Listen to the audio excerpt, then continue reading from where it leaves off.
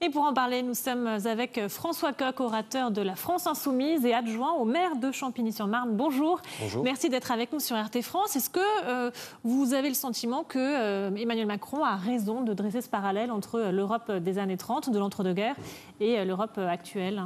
Non, tout cela n'est jamais rien d'autre qu'une nouvelle manipulation de la part de M. Macron. Vous savez, comparaison n'est pas raison. Je crois que c'est Hegel qui disait que l'histoire a tendance à se répéter deux fois et Marx ajoutait la première comme une tragédie et la deuxième comme une farce. Eh bien, M. Macron, lui, il nous sert le volet farce avec sa comparaison historique des années 30. Tout simplement parce que les situations sont extrêmement différentes. Ça vient d'être explicité à l'instant. Dans les années 30, il y avait une volonté expansionniste des nations, alors qu'aujourd'hui, ce qui est réclamé par les différents peuples, c'est simplement de pouvoir recouvrer leur souveraineté par rapport à une entité supranationale qui ne procède d'aucune légitimité, d'aucune souveraineté populaire et qui prend la main sur toutes les faces de la vie quotidienne des gens. Pourquoi manipulation ? C'est ce que vous disiez à l'instant. Pourquoi manipulation ? Dans quel sens ? Manipulation dans le sens où M. Macron joue sur les peurs. Il attise les peurs et, ce faisant, il crée lui-même des tensions au sein de l'Union européenne.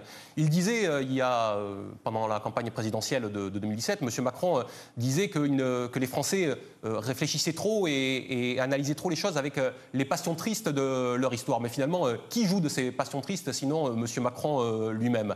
Il veut faire le philosophe en la matière et pourtant, il est en train de monter les Français les uns contre les autres et les nations européennes les unes contre les autres avec son petit jeu. Il n'a plus d'autre solution finalement aujourd'hui pour asseoir une certaine légitimité que de créer un paysage de chaos dans lequel il pourrait se présenter comme un chevalier blanc face aux dangers qui menacent. Là, Orban, ailleurs, Salvini, et plus loin, c'est ce qu'il nous dit aujourd'hui, la mondialisation néolibérale. Est-ce que vous avez le sentiment que ça fonctionne encore aujourd'hui d'agiter ce chiffon rouge ? Ça peut avoir de vraies répercussions, c'est dangereux ? C'est dangereux parce que nous sommes dans une phase de blocage démocratique au sein de l'Union européenne. Tout en atteste. Depuis des années, on a vu la dissolution de la social-démocratie d'un côté, de la démocratie chrétienne de l'autre. Les partisans du système ont essayé de mettre un ersatz de solution qui a été les grandes coalitions qu'on a vu fleurir à travers l'Europe. Et, en 2014, il y avait 16 des 28 pays de l'Union européenne qui étaient dirigés par des gouvernements de grandes coalitions. Et aujourd'hui, ces grandes coalitions explosent tout en vol. On l'a vu encore il y a quelques jours avec ce qui se passe en Allemagne où les jours de la grande coalition sont a priori comptés. On a vu qu'il ne sortait pas de majorité des urnes en Suède. Et donc, les gens comme M. Macron cherchent à aller plus loin, parce que M. Macron, c'est la forme française de la grande coalition. Il est une grande coalition à lui tout seul. Mais il voit bien qu'il n'y a plus d'assises populaires pour maintenir en place de tels régimes. Et donc, il se dit, le moment est venu de pousser la logique de l'Union européenne jusqu'au bout, c'est-à-dire de transférer complètement la souveraineté nationale et donc la souveraineté populaire, et de transférer complètement cette souveraineté au sein de l'Union européenne. C'est d'ailleurs ce qu'il a porté depuis un an avec son idée de souveraineté européenne. Donc cette sortie, finalement, selon vous, c'est une stratégie en vue des élections européennes qui approchent à grands pas ?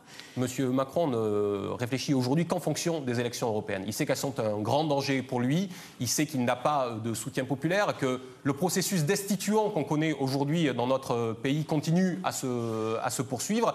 Et donc, tout ce qu'il propose aujourd'hui, ça vise à être à peu près en situation pour se maintenir à flot pour les élections européennes. Mais je crois que les gens ne se laissent plus duper par cela. Est-ce qu'on peut dire tout de même, vous en avez parlé, mais est-ce qu'on peut quand même considérer qu'il y a deux Europes aujourd'hui ? Et quelle serait-elle ? Je ne sais pas s'il y a deux Europes. J'ai fait le constat d'un blocage démocratique. Et donc, les vieilles recettes du passé ne ressurgiront pas pour proposer une alternative, parce que les gens n'en veulent pas. Donc, à partir de là, il faut que la souveraineté populaire puisse s'exprimer. On a vu que d'un côté, elle rejaillit sous la forme d'un populisme identitaire. Eh bien, je pense que l'alternative à cela, c'est un populisme pris dans le sens où on prend en compte les volontés populaires, mais un populisme humaniste, pas simplement progressiste et fourre-tout, démagogiste, comme le propose M. Macron, mais un populiste humaniste au service des peuples. Mais est-ce que ça risque pas de mettre à mal le projet européen, l'esprit européen des débuts ?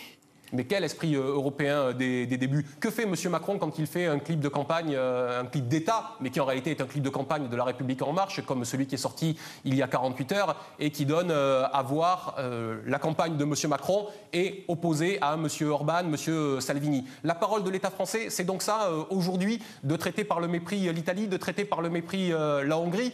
Je ne suis pas d'accord avec M. Salvini, je ne suis pas d'accord avec M. Orban, mais les peuples qui ont décidé d'installer ces gens-là aujourd'hui doivent être pris en considération. À chaque fois que nous traitons les peuples par le mépris, nous dégradons encore l'Union européenne. Merci beaucoup François Gogh. Je rappelle que vous êtes orateur de la France Insoumise. Merci d'avoir accepté notre invitation.